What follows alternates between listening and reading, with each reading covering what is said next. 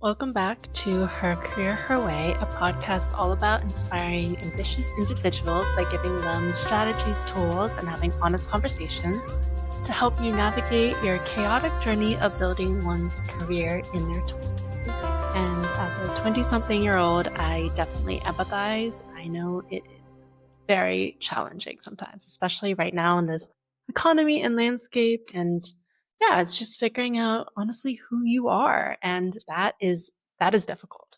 So, thank you so much for coming back and listening. Today's episode is going to be all about personal branding, and I just think this is a really fitting episode in this time.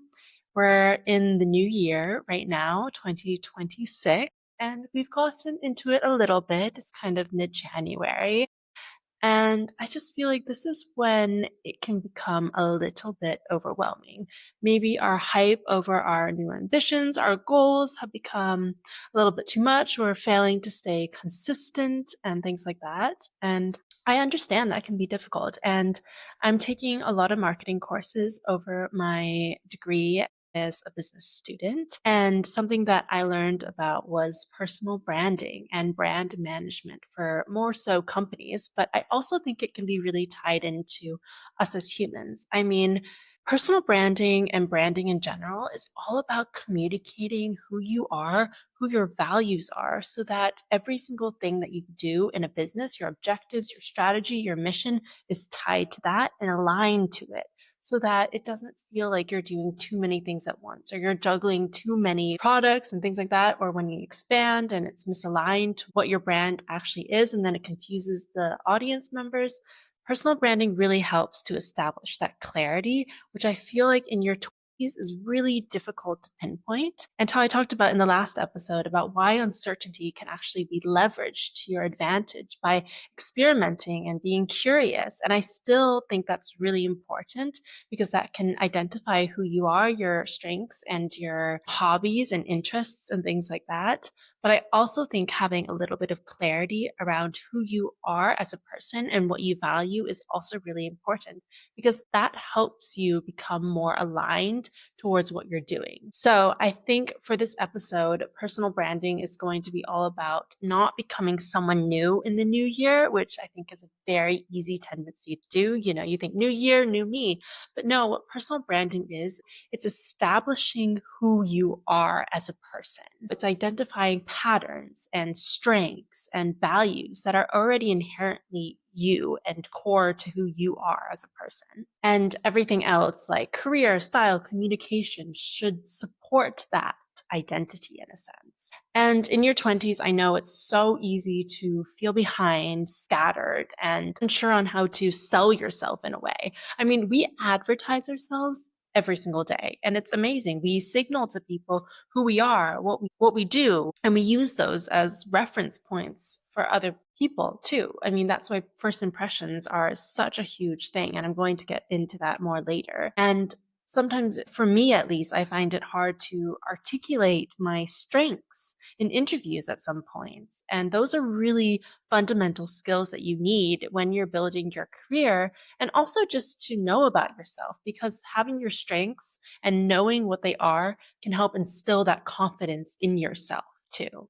And also in your 20s, it's really common to change paths because nothing feels aligned. So, this is where personal branding comes in, where it can really help establish your values so that you can catapult and leverage them to whatever else you want to do. So, basically, what personal branding is to me is putting clear language to your strengths and your intentions for the roles that you're going to do, and also how you communicate value, and building confidence from that evidence and not comparison. So, really, it's helping to provide that direction for you. And in marketing, we have theories, as you would say. I mean, especially in London, I feel like you use a lot of academic theories when you're in university. And so I kind of tied this into the personal branding aspect, and how you first have the brand purpose and values. And that can translate to your core values and identifying patterns from that. And then also how a brand positions themselves. And in personal branding, what people come to you for, what you're known for in a way. And then also brand consistency, habits that you do, follow through, reliability, consistency, which I've talked about a lot, and then identity, that style, tone, presence, the communication that you put out towards the world. And then also customer perception, which is those first impressions and the trust that you start to build and relationships that you grow. And so basically what this marketing theory is about why being clear is so important and not being everything to everyone else, but what matters to you as well, which is why I think personal branding is so important because it helps identify who you are specifically and it really helps establish that clarity. And I really believe that once you have clarity, that is where you can really start to grow and develop. And I'm not saying that clarity has to be what I exactly want in life. No, that is where uncertainty is so important, where you can kind of experiment from those things. Understanding at that core level who you are and what matters to you, I think can really help establish that intentional action. And so now I want to go into a 3-step framework and how to identify these core values and position yourself. So then you can get a little bit more clarity on who you are as a person and what you value so that you can then base your decisions off of that a little bit more easily. And it also helps you identify what alignment looks like to you. Because once you have these fundamental values to yourself, I think it really helps making those decisions in the future a little bit easier, which I always like because decision making is hard. And I made an episode about that. So definitely check that out. I think it was with, I guess, Gracie. And yeah, it's such a good one to listen to. But step 1 is the identity audit. It's finding your purpose. And so with this, I find that when you search up what are your core values, you tend to get this huge list of like 200 values or even 25. And I just get overwhelmed looking at that list. And then I want to pick and choose everything. And it's hard to kind of establish those 5 core values or whatever it is. And so, what I found really helpful to do was listing out experiences that you've had and then underlying and italicizing recurring themes or patterns that you see instead of looking at those mass lists. And so, some prompts that you can use is what do people consistently come to you for? What is your family role? What is your work role like? What kind of quirks or strengths do you have that are kind of niche and are quite repetitive? And I kind of talked about this in my other episode about, I think, identifying your interests. And those are very similar prompts, but this is just a little bit more different as it's tailored towards your core values. So, for example, some of my strengths that are really niche is that I have really good memory with time, dates. Like I can remember anyone's birthday. It's kind of weird, or phone numbers, normally timetables, schedulings, things like that. It's just a very niche thing. And how can that be leveraged? And we'll go into that later. But then also, where do you add value effortlessly? If you didn't have to do something, what would you do? What are you uniquely good at? And when you are thinking about these prompts and you're feeling overwhelmed and stressed, step away from this. Don't do this right now. Don't think about the experiences. Don't just step away from that. Listen to these prompts, have them in the back of your head, but if you're feeling overwhelmed, don't do it right now. I want you to do these when your nervous system is calm and when you're feeling at a place that you can sit down thoughtfully and reflectively and look at these experiences. Not when you're trying to prove something or if you are feeling stressed or overwhelmed.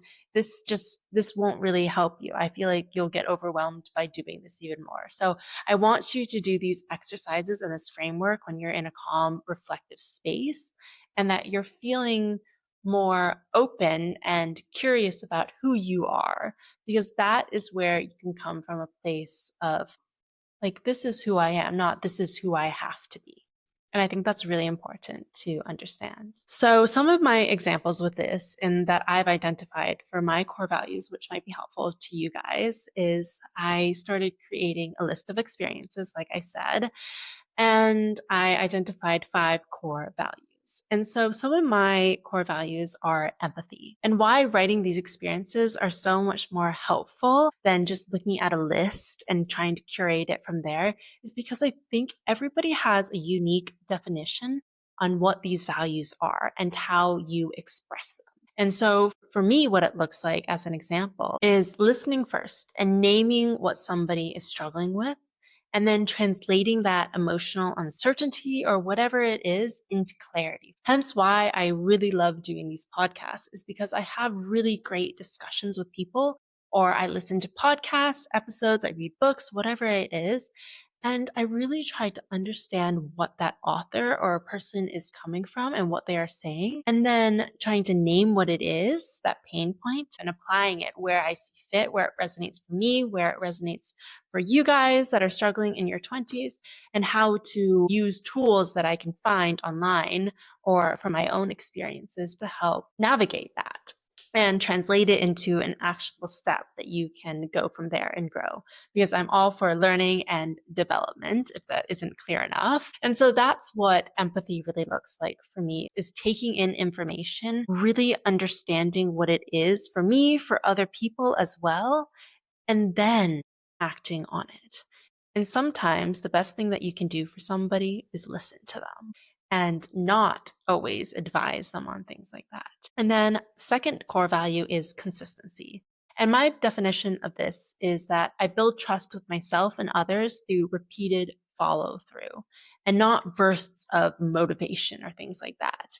And what this looks like for me is not missing my podcast release episodes. I try to upload every single Monday and not miss that deadline and be consistent with that. And then also working out as planned, even when I'm tired. Obviously, this comes with, if my body is tired, then of course I rest. But I'm very, very consistent to show up on things that I have committed to because that's really important to me.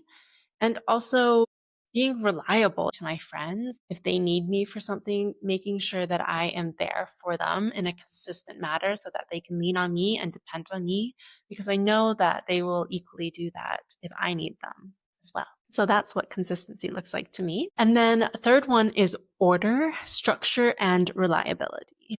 And this is a thing that I have toyed with a lot because I do love being curious. And I think adventure is really important, having that curious mindset. But at the core, I really do like structure. And I don't think this is inherently a bad thing. And it doesn't mean that I can't encompass that spontaneous energy and that adventure in my life and that I can be flexible. But I also like to have a little bit of structure. And so, what this definition is to me is that I really value planning, organization, and respecting time. Mine and other people's time is really important to me because I really believe that having that structure can create a sense of calm for me in my nervous system, in my energy, and also a little bit of clarity. It also shows to me if I respect other people's time and they respect my time, it shows that I can depend on them. And so, what this looks like is time blocking intuitively. So, setting aside a time to do my work that I have to do, to plan this podcast episode, or to do my university work or travel, whatever it is. And then also meeting deadlines promptly. I think this is really important for me. I always try to meet a deadline in a good amount of time. Honestly, I like to do it a little bit beforehand because things change. Maybe people don't like what you did, or you need to readjust and whatever. You need to make a little bit of improvements before you submit that essay or,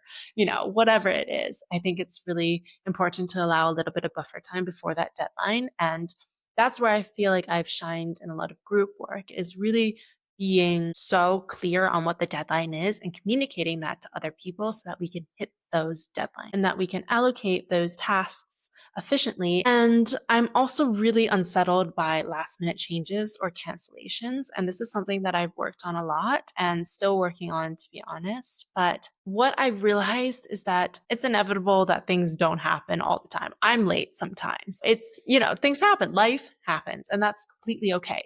But just being transparent about that is important for me.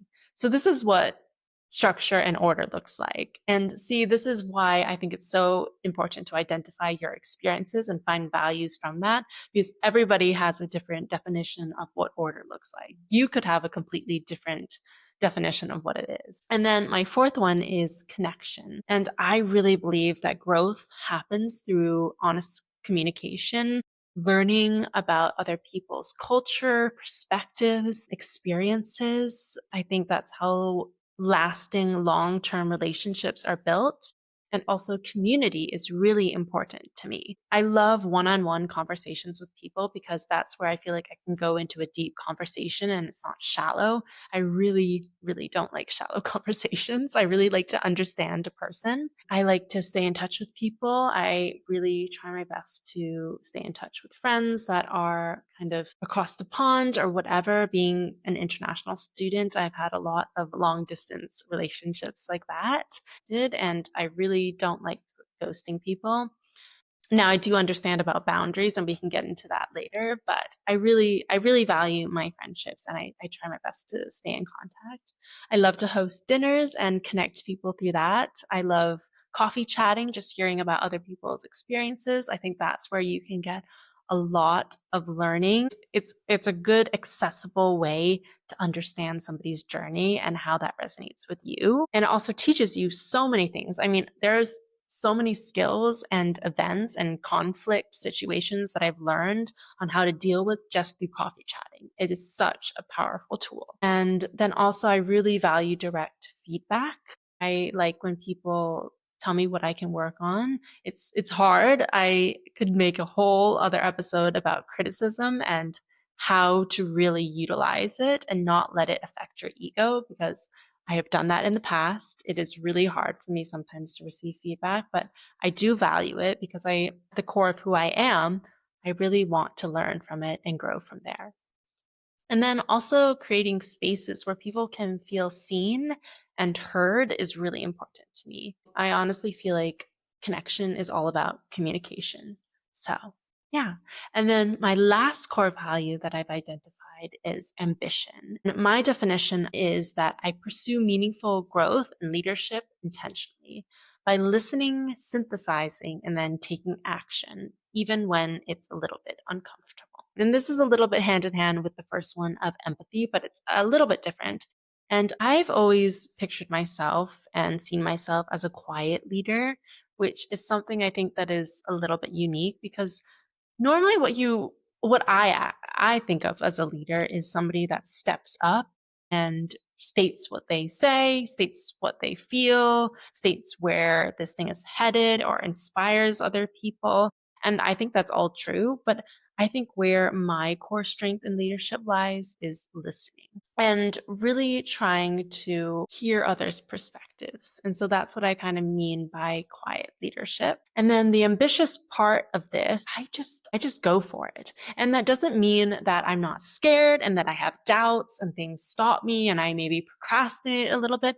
But if I really want to do something, I will do it. I will find a way to do it. And that is what ambition is to me, is that I started this podcast solo and I did intend to have a co-host with me, but ultimately when that kind of fell through, I knew that I wanted to start this. And so I did. And it was definitely scary. It's still terrifying, honestly, to do it, but I did it. And then also, if I want to get a job, I will go out and network with as many people as I can, understand about the industry. And I'm not saying that I'm perfect at it, but when I set my mind onto something, there's a very slight chance that I will not do it because that is how determined I am to do something. And also, group projects, I tend to lead by unifying perspectives and really understanding where other people's strengths lie so that we can leverage them and create the most inclusive and effective result that we can in an efficient manner, because I love structure and order. And that's where I don't really dominate as a leader. I don't like to be all end all. And I think that's where leadership is very misperceived is where you think that being a leader, you have to make all the decisions and you have to be the one that has all the strengths and that you're the most experienced or whatever. But really, I think leadership is by inspiring people and leveraging other people's strengths to help create the collaborative result that you're looking for. And I definitely want to look into more about leadership because that is a huge, huge skill to have in the workforce and also just in life in general. So those are my 5 values. I know I've gone into them a little bit, but I think it's just helpful to kind of see how I cultivated them so that you guys can do it as well. Let me know if you have any other tips or ways that you identify your values. I think that will be really interesting to hear about. But I think keeping it to a 5 values is a pretty good idea because anything more than that, I think it can be a little bit confusing. Obviously, what fits for you, do that. But I think 5 is a pretty good number. 5 to 10. I'd like to go on the less side because I feel overwhelmed if I have too many choices to do. But those are my 5 core values that I identify. And then step 2 is bridging that inner and outer world together. And this is where the positioning comes from in the marketing theory perspective. And your inner world is kind of that subconscious. This is your values and your beliefs and emotional patterns and strengths, which we just identified.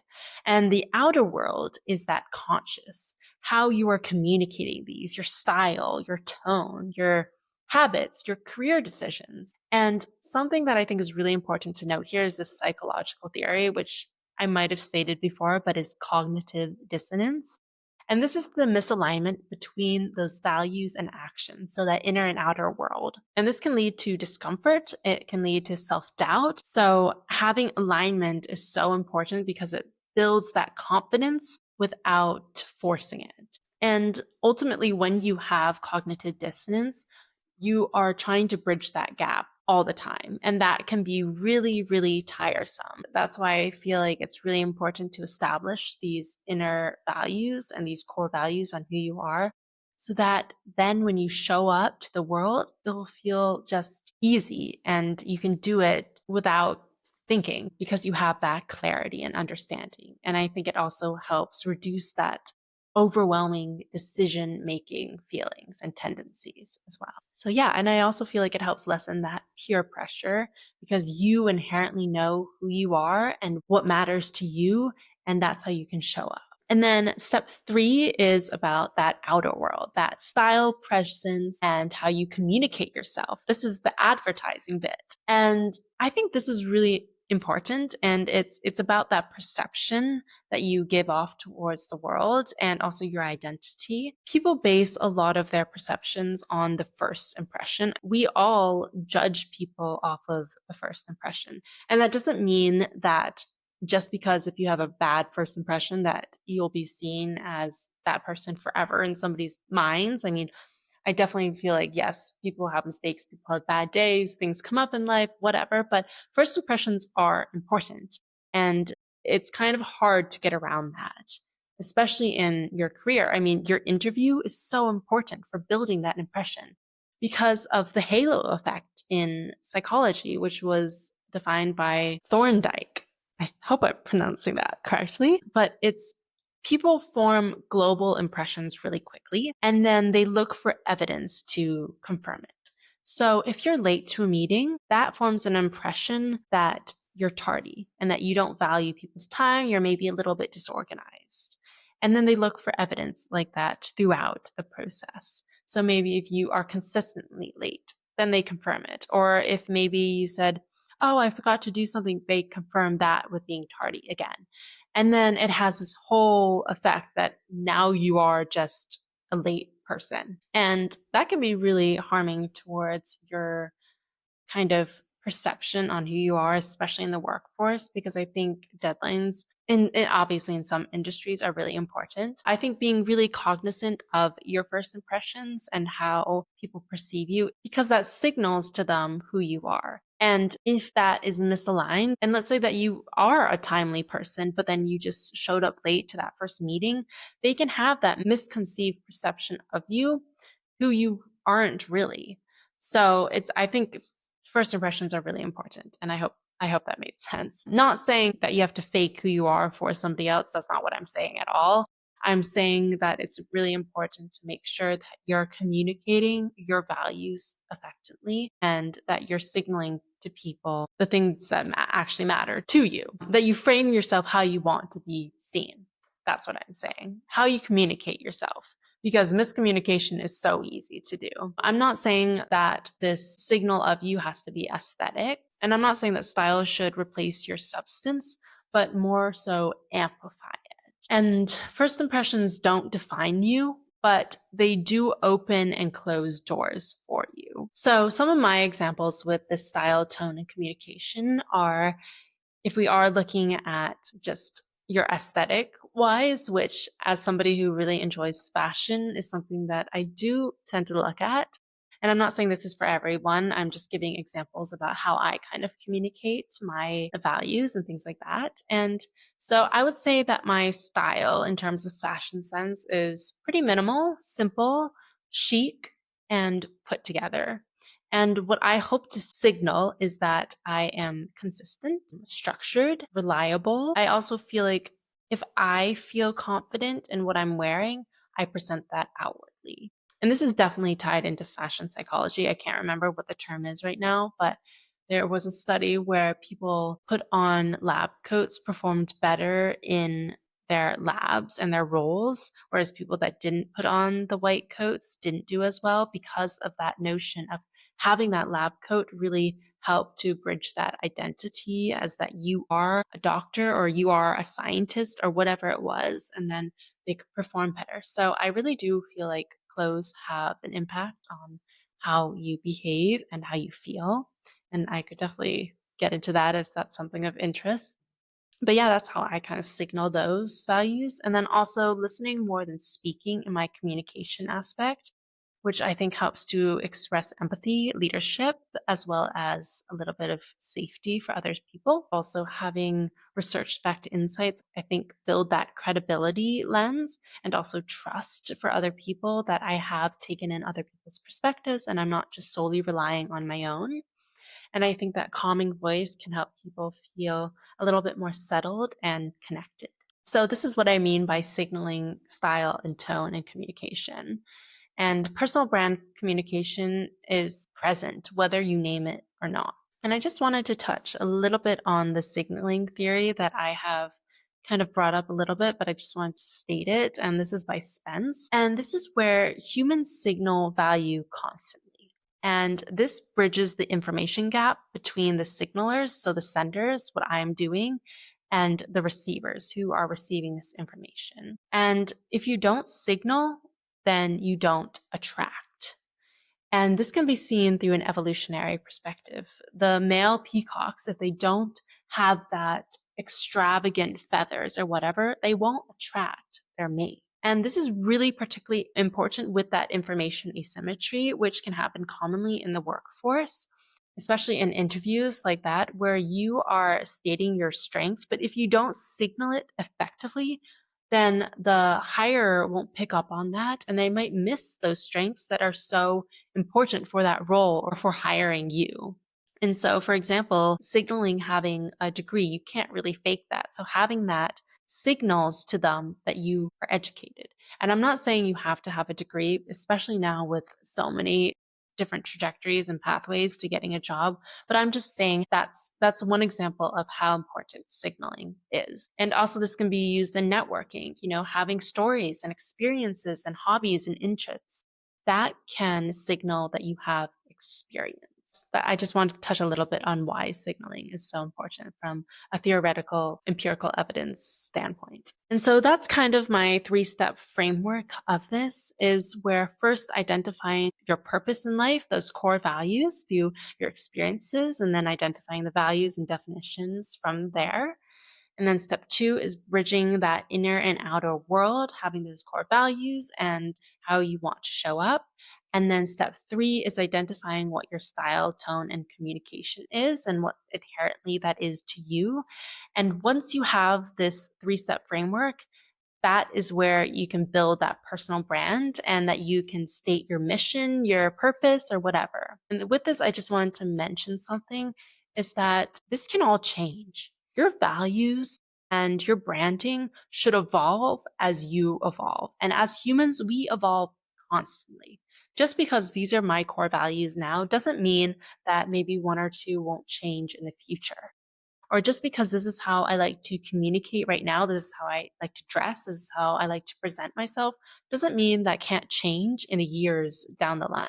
Because I think it's important to not stay stagnant in where you are and grow and develop as you go, which is why I feel like having this personal branding is really helpful because then you can regain that clarity on who you are and what matters to you. And once you do it every year, you can kind of audit yourself like, huh, this is what I thought order was when I was 17, but this is what I feel like order looks like now when I'm in my 20s, and how I can align my behaviors to fit with that present definition or that altered definition that I have now is important too. So just because you're doing this kind of 3-step framework right now, it doesn't mean that it can't evolve and change a few months, a few years down the line, whatever works for you.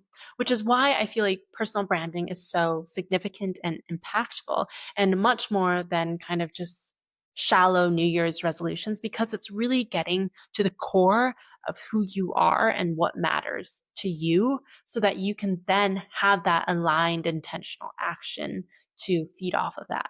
Because you are causing the effect. It is not just because I'm this, then this happens, or because this happens, then I care about this. No, once you have these core values, they are causing the effect on your external world. So I just wanted to point that out. And I feel like this is really a point that people don't really talk about in your career, that being interesting is an advantage in interviews and in your career because it's how you can build those relationships with people. It's how you can get people to trust you, respect you, have empathy for somebody. By having these little different interests and things like that, that's how you can build those discussions and connect with people. And I think it's so important to build relationships in your career. I think that's maybe one of the most powerful skills to develop. So hence why I did this episode about personal branding, because I think it will really help build that clarity so that you can then leverage them into the actions that you want to take, also in interviews and your CV, resume, whatever. When people ask you what your strengths are, too, I think this can be a really impactful tool. So I just wanted to close this episode off on that personal branding in your 20s is all about establishing that self clarity, basically just understanding you better. And it's not about reinventing yourself, and it's not about being stuck and stagnant into these core values, but it's about having that language to communicate what matters to you. And I talk about neuroplasticity a lot, but your brain loves pattern recognition. And once you identify these patterns and you start acting accordingly to this, then that can show up into your external world.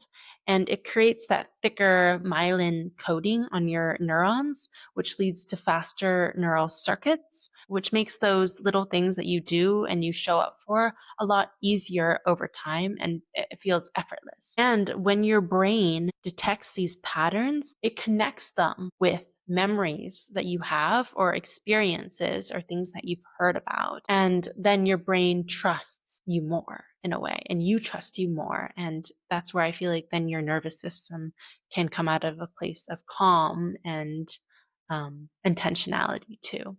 And I just want to remind you and myself that you are allowed to grow. And again, these values can change over time. Your communication, your style can change over time. But it's nice to have a little bit of a through line and that clarity just to come back to. And I guess it's an anchor point to who you are and what matters to you, so that when you're feeling overwhelmed or when you're feeling behind or having that peer pressure, or people telling you what to do, you can come back to what matters to you and really, really have that confidence in who you are and then go from there. And I think that's what I wanted to get out of this personal branding. And I think it's a really kind of cool tool and strategy to use for the new year instead of that new me concept, which can feel very jarring. And honestly, most of the times they don't work out because they're not aligned to who you are, or they're too big of a goal that feels really overwhelming to you. And I feel like I've repeated myself a lot on that clarity, but if there's one thing I want you to take away is that this is all about establishing a little bit of clarity and intentionality. And I feel like the more aligned your inner world and outer world are, the easier your decisions become. So I'll definitely link all the theories and concepts that I've talked about if you guys want to listen to them more. And I hope you guys got some helpful tools out of this episode, especially that framework. And let me know if there's anything that you want to add or something that was impactful to you. I'd love to hear about it. Thank you so much for listening. Definitely subscribe, comment below, let me know your thinkings, and I really appreciate each and every one of you. And I'll see you in the next episode. Bye.